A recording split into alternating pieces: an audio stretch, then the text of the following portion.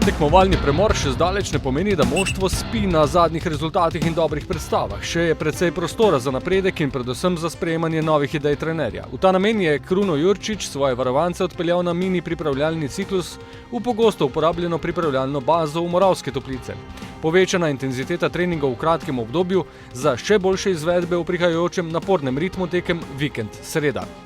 Nogomet koji mi želimo igrati poteže za sobom i zahtjeva jedan visoki stupanj kondicijske pripreme i tih performansi što se tiče snage, brzine i izdržljivosti. Iskoristit ćemo ovaj mikrociklus od 5 treninga. Tu imamo prekrasne uvjete, imamo prekrasne terene, super hranu, super uvjete za odmor igrača.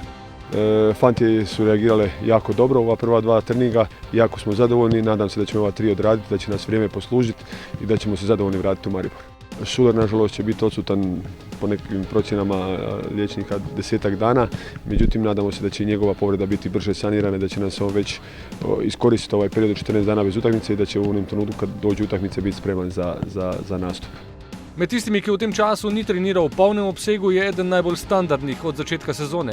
Marwan Kapha je na tekmi s Koprom staknil manjšo poškodbo, ob tem, da je tako ali tako zadnji dvoboj odigral bolan. The 1 days before I feel catastrophe. I feel soft, and in the same days, in the same day till the game, I have 38.6 temperature, and I speak with coach. I tell him I want to play. I don't care. Also, if I 39 or 40, this game I will play. It's very important to win, to give the fans good feeling.